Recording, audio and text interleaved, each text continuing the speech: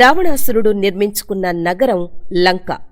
ఆనాటి ఆ లంకలో ఇప్పటికీ రావణుడు రోజూ స్నానం చేసే సెలయేరు ఉందా అనే విషయానికొస్తే రావణుడి ఆనవాలు శ్రీలంకలో అడుగడుగునా కనిపిస్తూనే ఉంటాయి. అశోకవనంతో ఈ గుర్తులు మొదలవుతాయి. అశోకవాటిక అని పిలిచే ఈ వనంలోనే సీతాదేవిని బంధించి ఉంచాడు రావణుడు.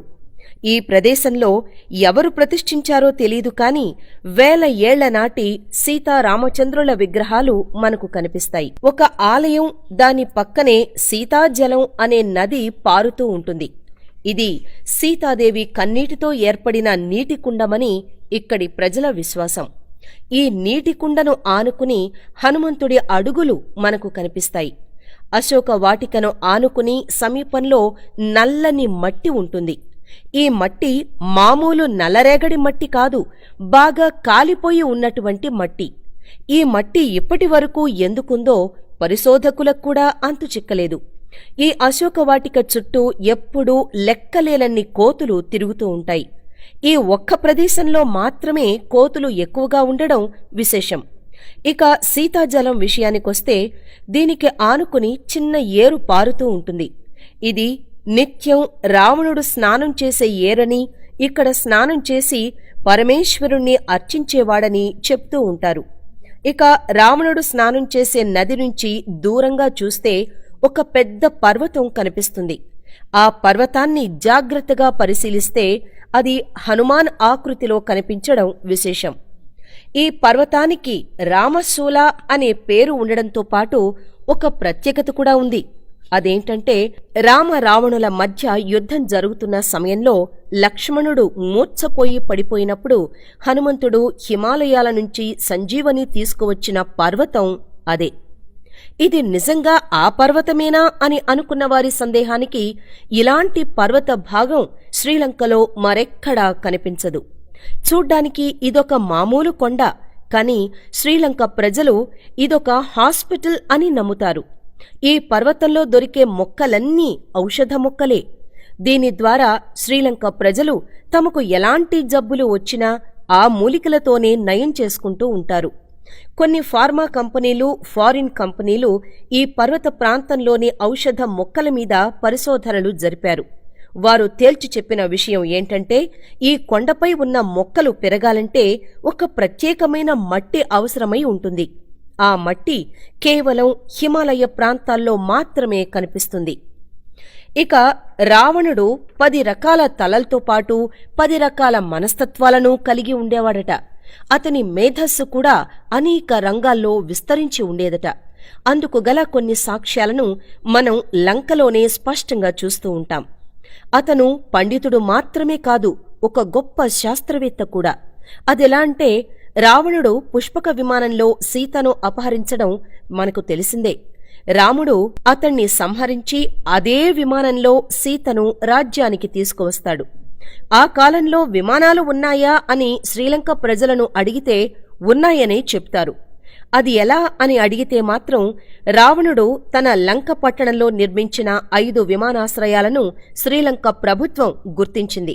అంతేకాకుండా ఒక విమానాశ్రయ మరమ్మత్తు కేంద్రాన్ని కూడా గుర్తించిందట. వీటన్నింటినీ హనుమంతుడు లంకా దహన సమయంలో కాల్చివేశాడు. నిజానికి శ్రీలంక పరిశోధనలో గరుడపక్షి ఆకారంలో ఉండే ఒక బొమ్మ దొరికింది. దాన్ని జాగ్రత్తగా పరిశీలిస్తే గరుడపక్షి ఆకారంలో ఉన్న బొమ్మ మామూలు విగ్రహం కాదు. దానికి ఉన్న రెక్కలు సాధారణ గరుడపక్షి రెక్కల కంటే కొద్దిగా ఎత్తులో ఉండడం విశేషం. దానిపై 3 వ్యక్తులు కూర్చోవచ్చట కూడా. వాస్తవానికి ఇది వేల ఏళ్ల నాటి లోహపు యంత్రం. ఆ రోజుల్లో అసలు ఇది ఎలా ఎగిరింది అనే విషయంపై శ్రీలంక ప్రభుత్వం ఇంకా పరిశోధన చేస్తూనే ఉంది. ఇక విమానాశ్రయం విషయానికొస్తే శ్రీలంక రాజధాని కొలంబో నుంచి దాదాపు 9 గంటల పాటు ప్రయాణం చేస్తే ఒక పెద్ద పర్వత ప్రాంతం వస్తుంది. దాదాపు 8000 అడుగుల ఎత్తున్న పర్వతంపై సుమారు 8 కిలోమీటర్ల విస్తీర్ణంలో ఉన్న మైదాన ప్రాంతం ఉంది. అంత ఎత్తున్న పర్వతంపై ఇంత విస్తీర్ణంలో మైదానం ఉండడం, ఈ మైదానానికి 4 వైపులా కొండలు ఉండటం విశేషం. దీన్ని రావణుడు తన విమానాశ్రయంగా వినియోగించుకున్నాడని శ్రీలంక ప్రభుత్వం పరిశోధకులు నిర్ధారించారు. మరొక ఆసక్తికరమైన విషయం ఏంటంటే అక్కడ అంతా కాలిపోయిన మట్టిరాళ్లు ఉన్నాయి. 8000 అడుగుల ఎత్తులో ఉన్న ఆ ప్రాంతంలో వేడి వాతావరణం ఉండడం ఆశ్చర్యానికి గురిచేస్తుంది. లంక దహనం చేసే సమయంలో హనుమంతుడు ముందుగా రావణుడి రవాణా మరియు సాంకేతిక వ్యవస్థను దహనం చేశాడు.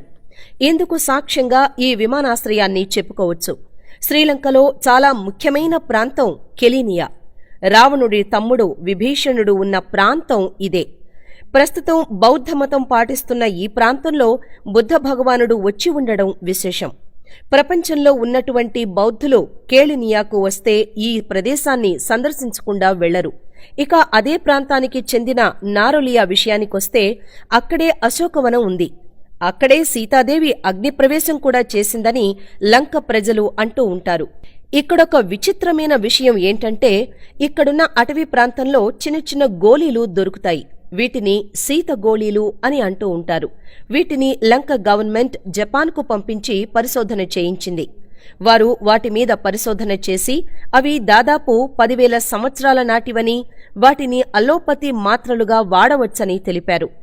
ఇవన్నీ పక్కన పెడితే అసలు మిస్టరీ అయిన రావణ గుహ గురించి చెప్పుకుందాం. అసలే రామరావణ యుద్ధం భీకరంగా జరిగింది. రాముడు తన రామబాణంతో రావణుణ్ణి హతమార్చిన విషయం అందరికీ తెలిసిందే.